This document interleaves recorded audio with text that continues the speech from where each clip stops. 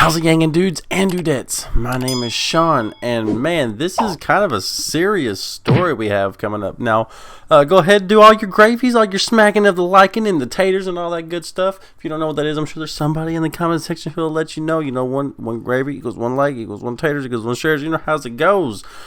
But, a Bernie supporter just released on bail after trying to burn down a Republican office. Now, there's no mistake that he is a Bernie supporter, but I feel like I have to support Bernie a little bit on here because a lot of what Bernie has been saying is about some of the issues that he believes in, even though he's flip-flopped on some things. But overall, he's been really consistent.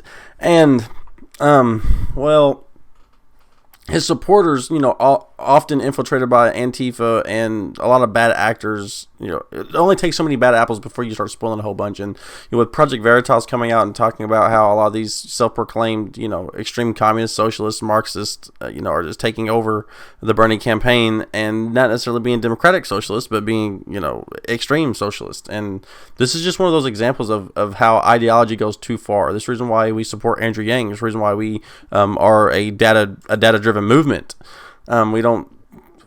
We're not take to pandering, you know what I mean? We're not going to sit here and try to have some sort of revolution. We're going to build actual change that can actually last, like democracy dollars, like UBI, actually putting money in your hands. You're like actually getting real. Anyway, let's just get into the story. You know what I'm saying? So, okay, so Andy No had reported on this. A man in Eureka, California was arrested for vandalism and attempted arson of the Republican Party in Humboldt headquarters. Michael Falls was recorded smashing out the windows and dumping the flammable liquids inside. The bicycle has fled on was not a Bernie sticker. Down here it said that that his bike was plastered in them.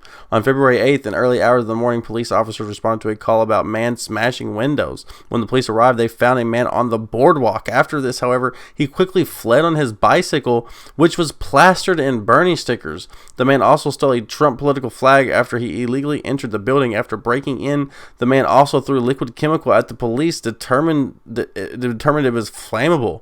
The Bernie supporter was soon found by the police and sent to jail in lieu of $25,000 bail. The man has now since been released back onto the streets. Either he was from a very wealthy family or Antifa came in and bailed this guy out.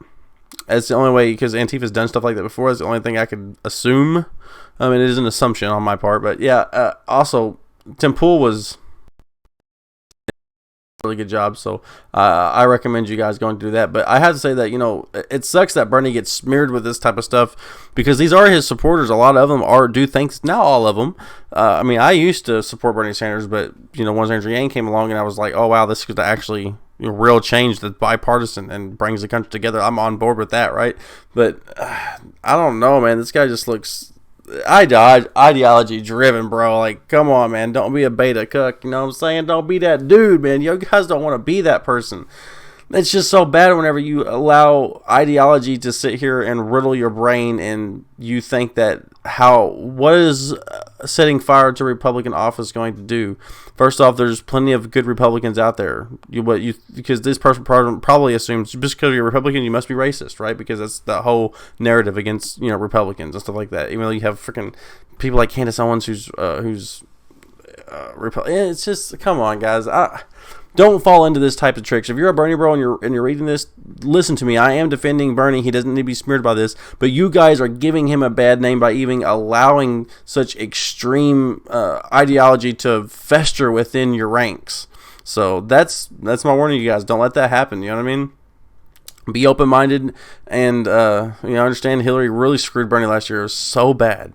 You know, it was open corruption. I get that. You know, and our camp, Tulsi and Sanders are all experiencing it this time around again. I understand that, but violence is just not the way. It's just not how you do that. So I just wanted to touch base with you guys, let you guys understand this, defend Bernie, but also understand that they have got to put some sort of antidote, some sort of vaccine inside their campaign to quelch this sort of ideology that's really just festering within their ranks. So that's all I got. Just a quick video. I do have a Andrew Yang Nevada campaign rally, his last campaign rally, coming right up for you guys.